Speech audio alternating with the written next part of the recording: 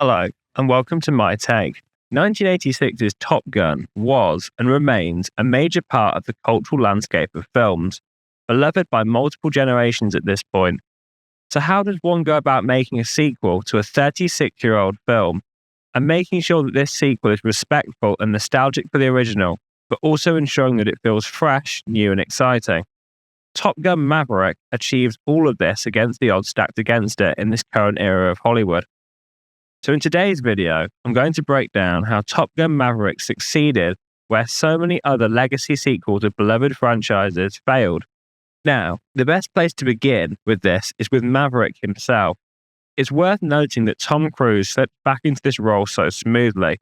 He feels like an older version of the Maverick audiences left behind 36 years prior, and that is also reflected in the screenplay. The opening sequence of the film acts as a perfect way of showcasing to the fans of the original that he's the same old Maverick, and in the process enables newcomers to the franchise to get a good grasp on what this character is like. This is achieved in a few ways, from the opening recreation of the planes launching on the carrier to the exact same song as in the original, and then through seeing Maverick zoom onto the base on his bike, aviators on just like the last time. This act as a visual indicator to the audience that Maverick is the same as where we left him. And likewise, the opening sequence is able to convey to us that he has the same rebellious but good nature. Upon arriving to test the Darkstar, he finds the team gutted, having learned that the general is on his way to shut down the project.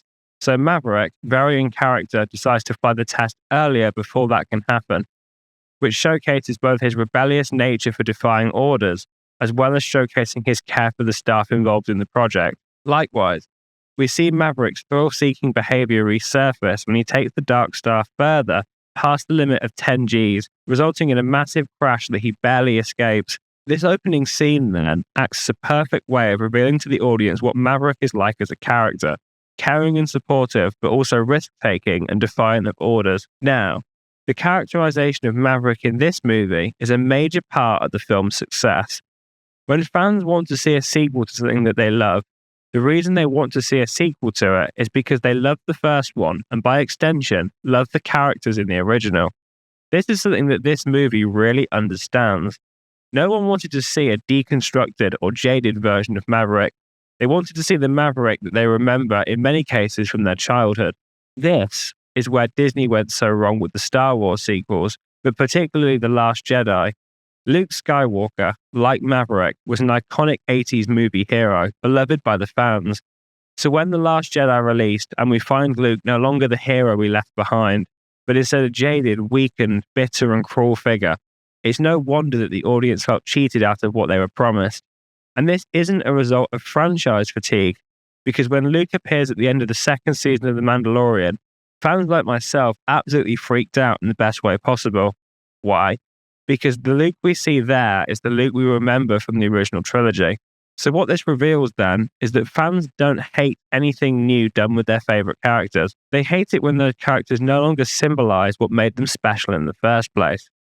This is where Top Gun Maverick succeeds so well. The movie constantly reminds us of just how good of a pilot Maverick really is, and there's two scenes that demonstrate this incredibly well. Firstly, is the training sequence in which Maverick absolutely dominates the new recruits in their dogfighting abilities. The second is truly something special, and anyone who's seen the movie will already know what sequence I'm referring to before I even mention it. It is, of course, the sequence in which Maverick proves the mission can be achieved. There are a few elements of this sequence that really aid it in being truly gripping to watch. Firstly is the lack of overall music.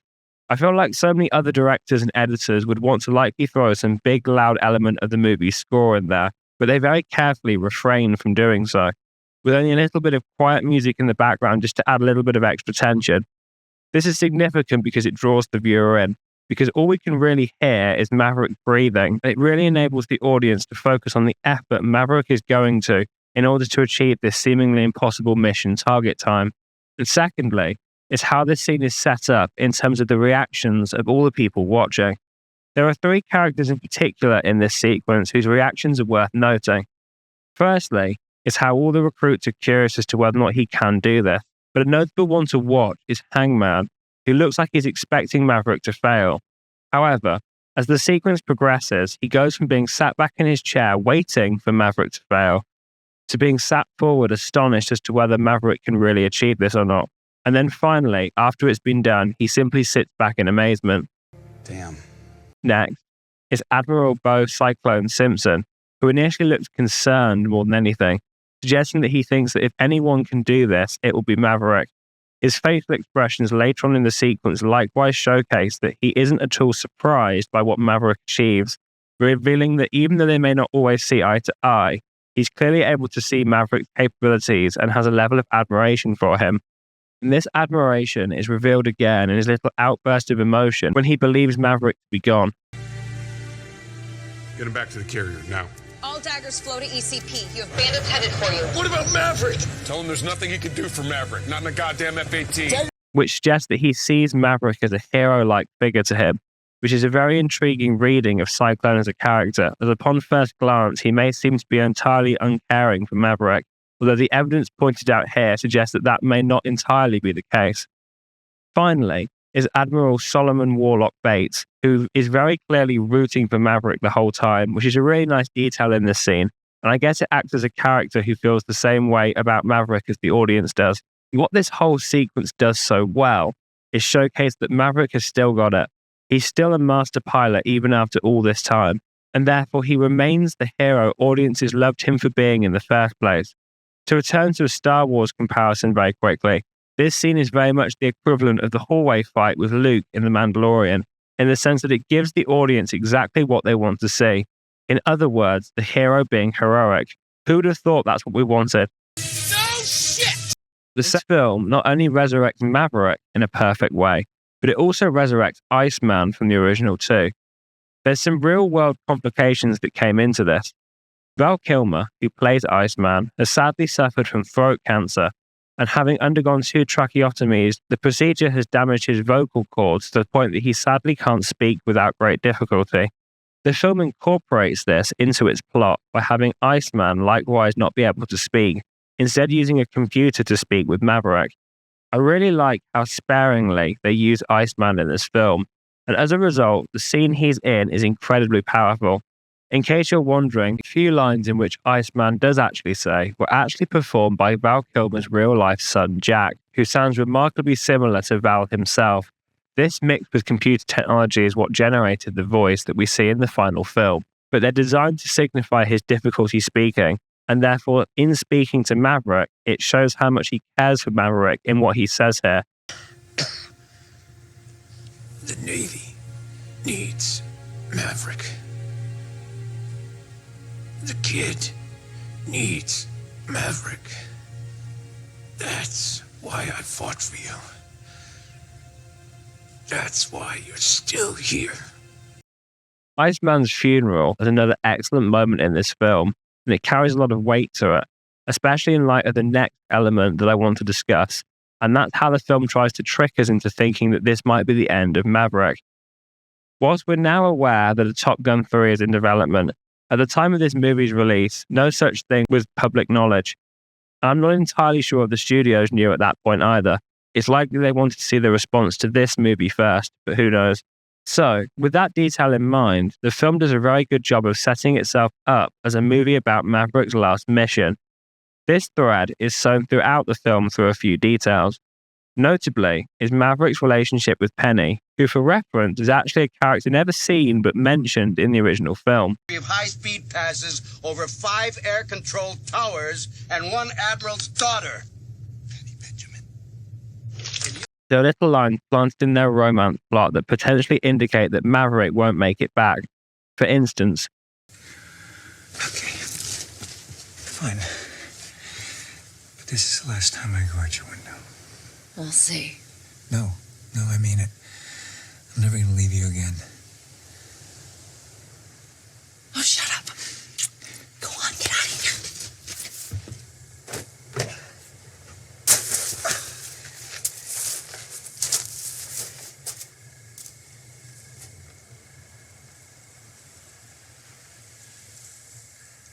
Just don't break her heart again. and likewise, the scene in which he sees Penny before he leaves for the mission has a very final feeling to it. In fact, this is my favourite scene in the film. Not only is it shot beautifully, but it's a scene that relies not on any dialogue, but instead purely on visuals.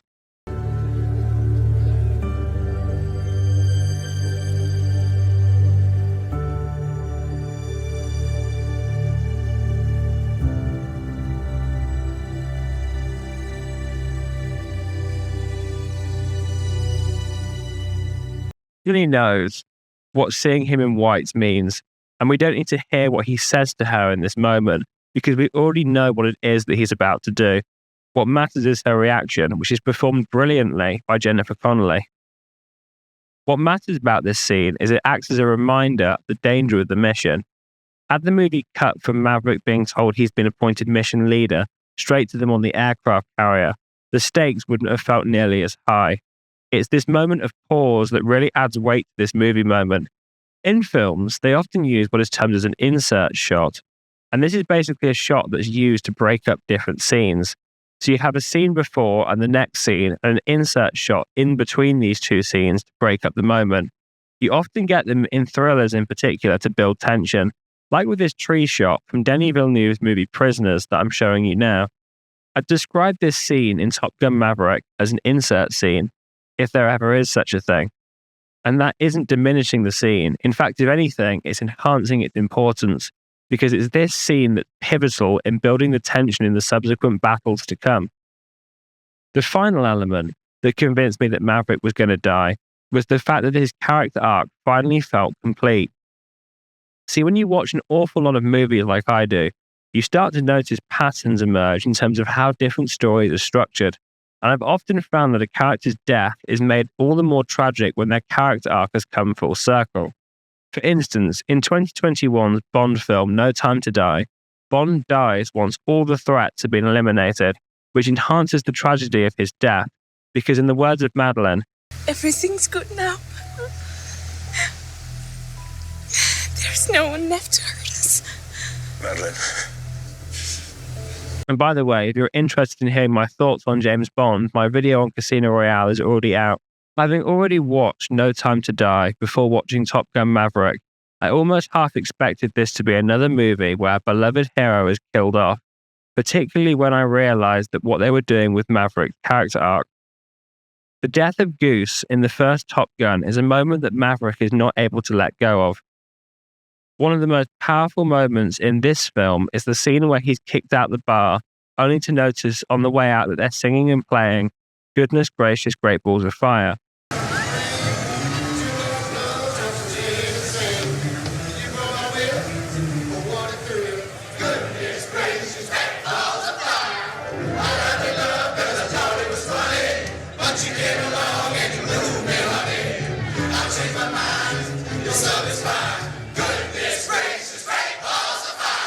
It's one of the most memorable moments of the film because there's not only parallels the singing scene in the original, but it showcases how Maverick never moved on from that moment of tragedy, even though the rest of the world did.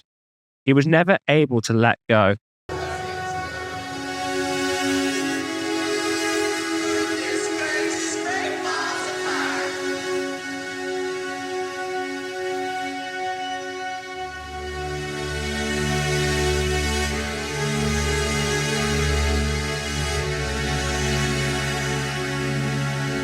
And this scene is brought front and center to the film with Miles Teller's character of Bradley Rooster Bradshaw, who is the son of Goose. In this film, we find that Maverick has pulled Rooster's papers before to stop him from flying. This is implied to be because Maverick doesn't want Rooster to suffer the same fate as his father.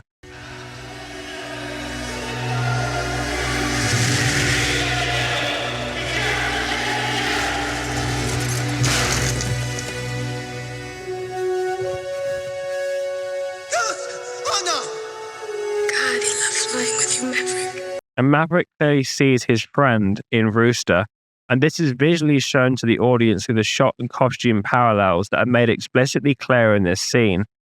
I really like the positioning of Maverick being outside in this scene too, because it showcases that he no longer fits in with everyone, because Maverick is caught in the trauma of his past. Whilst everyone inside has grown and changed as time passes, Penny in this sequence is the only one to notice Maverick outside and detect his sadness And through Connolly's excellent performance, implies that she can see what he's thinking, as she can see the parallels between Rooster and Goose that Maverick is currently looking at. Maverick's chat with Iceman is the moment where Maverick is forced to confront his past and let go. And we can see in Tom's performance how much this moment affects Maverick.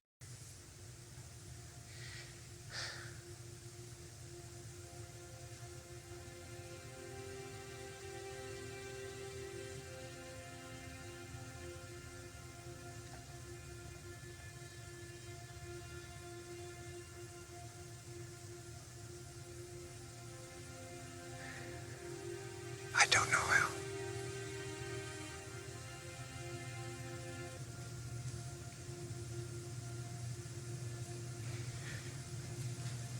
I know. I know. When Maverick lets Rooster fly this mission, Maverick's arc, started all the way back in 1984, is finally complete because he's finally able to let go. And he's let go by letting go of Rooster. And by extension, is finally able to let go of Goose. So by this point, Maverick's character arc is complete. So when that missile hits, No! for a second, I genuinely felt like they were going to really take that movie there. And whilst I think that would have worked, how they do indeed decide to finish this story works very well. The whole film, Rooster resents Maverick for everything that Maverick has caused him. The loss of his father, even though technically this isn't Maverick's fault, and the pulling of his papers. But in this moment, the powerless boy that wasn't able to save his father can now save his father's best friend. And the moment Rooster turns back to rescue Maverick is a beautiful one, because in saving Maverick, Rooster is able to gain some closure too. The last element I want to touch on with this video is the film's tone. This is what I term as a feel-good film. You walk out the cinema inspired and full of optimism and joy and excitement. And sadly these days, such films don't seem to exist nearly as much as they should. Some of my favourite movies of the 2020s so far have all been incredibly bleak and dark. And whilst there's absolutely a place for that, there is absolutely a place for feel-good movies. And I can't think of a better example than Top Gun Maverick. It's such a beautiful film in every respect. And to Tom Cruise and everyone involved in the production of this movie, I just wanted to say thank you, because Top Gun Maverick is a cinema experience that I truly will never forget. So that was my take on Top Gun Maverick. And if you've made it this far, thank you so much for watching, and please like and subscribe if you'd like to see more content like this in the future. Thank you.